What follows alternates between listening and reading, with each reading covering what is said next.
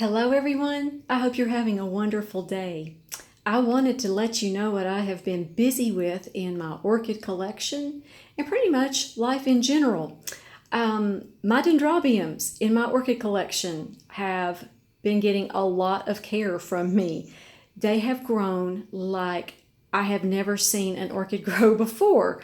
So I wanted to just kind of go through and show you some of these canes that have grown in the past month to 6 weeks, and also let you know how often I have been fertilizing these, which has been very, very often.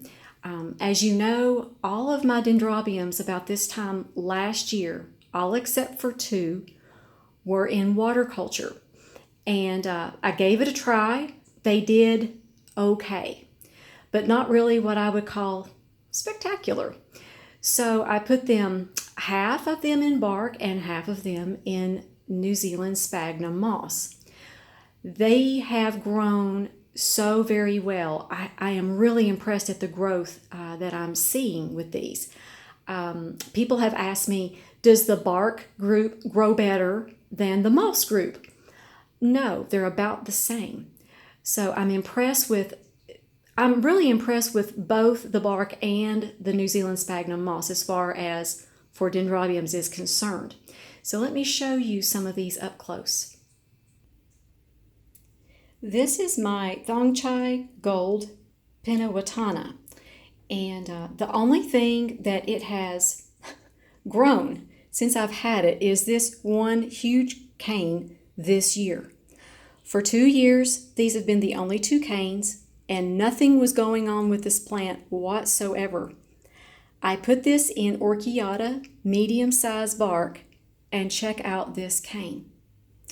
Several of you have asked me, what is a terminal leaf? A terminal leaf is the leaf that grows on the very top. It's the very final leaf on the cane.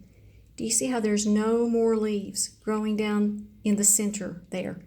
And this one is slightly smaller than this one. That's totally normal. And this is the terminal leaf.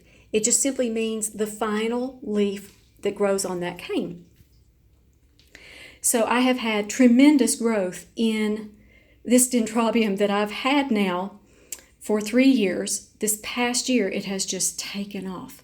So I'm hoping that this is the year that it blooms. But this has been, look at these roots. That's amazing.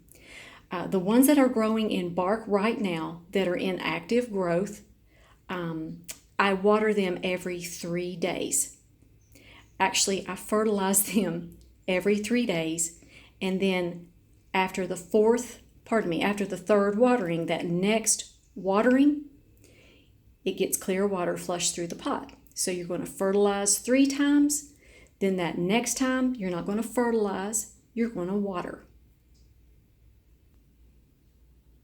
And several of you recognize this. This is my Burana Jade Fantasy number 9. Wow, look at the new cane that has grown this year. This is tremendous growth. And this is the terminal leaf. I can tell because there's no other leaves down in there that are coming through. This will be the terminal leaf, so I'm still fertilizing this one pretty regularly. Actually, the ones in moss that are out here, this is a warmer grow room, and they really grow quickly. So I'm fertilizing these every other day. And then that 4th time, I just run through clear water through the moss. So you can see it has really grown well. I'm so happy with this. And several of you have asked me how the Kiki to Burana Jade Fantasy number 9 is doing. I did a video on this one when I placed it in sphagnum moss, and look at the growth. It has doubled in size since I placed this in sphagnum moss. This is the new cane. It's still growing. I think this might be a terminal leaf right here. I'm not for sure, but I've got all kinds of root growth going on in that pot. So these are just doing really, really well. I am so glad I went ahead and switched these over to bark and to New Zealand sphagnum moss. I've had just really, really good progress with these this summer. And here's the surprise of the day. This beautiful little Dendrobium, the first bloom, is finally opening up. It is just a beautiful, deep plum purple. I love purple. It's my favorite color. So let me show you. This is what the buds look like. I love that green on the bottom of these buds. I just had to share this with you. I'm so excited. You would think I'd never seen an orchid bloom open before. And for these two that are in spike and they are budding, they're just about ready to bloom. I don't fertilize them while they're budding and while they're first blooming out. I will resume a light fertilizer schedule once the blooms have fully opened. But at this point, I gave them some garden lime a few weeks ago, and I'm watering them with a little bit of CalMag and Epsom salts, under 70 parts per million, just a little bit. So both of these plants, they just look great. The one on the right is in bark. The one on the left, the purple one, is in moss. And I'm also watering these about every 3 days. I'm still watering them the same.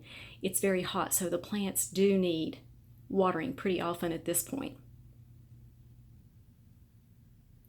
And I'm watering the ones in bark this time of the year about every 3 days. That's much more often than I do in the winter. In the wintertime, I usually go about every 5 days, but in the summertime, while it's hot and they're growing or they're budding or blooming, I am watering them every 3 days, and they've been very happy with that schedule.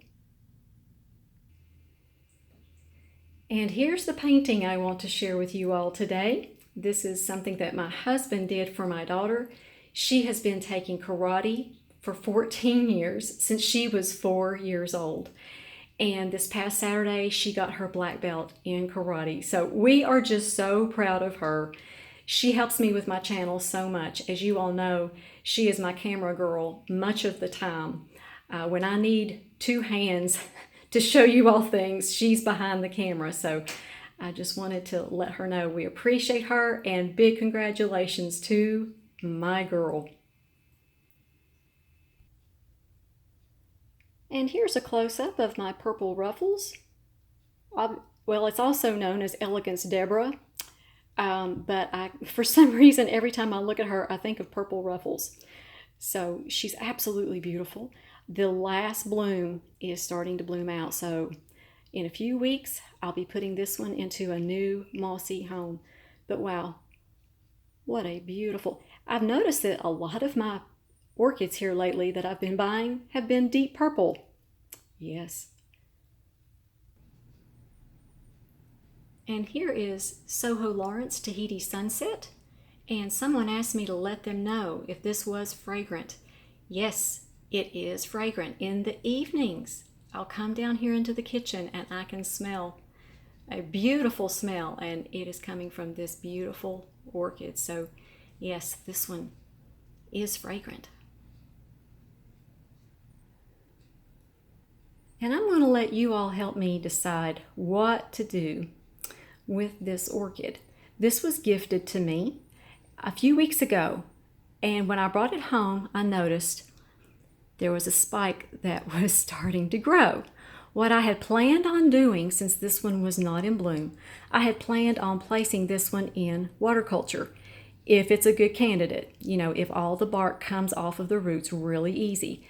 This is a good time to place one in water culture if you choose to do so, because there's still some time in the growing season and there's some time for it to acclimate before the cold weather sets in. When I saw this spike, though, I thought, okay, what do I do now? Because what I'm going to do the next time I place one in water culture is I will be placing it in some CalMag and Epsom salts for it to for that to be the water culture that I set it down in. I don't think that's going to be an issue, but what do you think? Should I place this one in bark, or should I try to see if it will acclimate to water culture. It's going to have to acclimate, plus that spike's going to have to grow.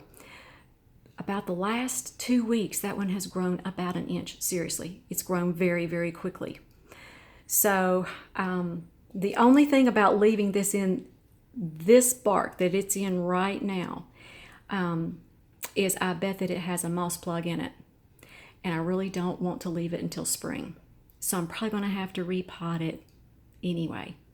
So what I'm asking you all is, what do you think? Should I go ahead and repot it in bark, or should I try to see if it will do well in water culture? It's like one day I say, yes, I'm going to convert it to water culture.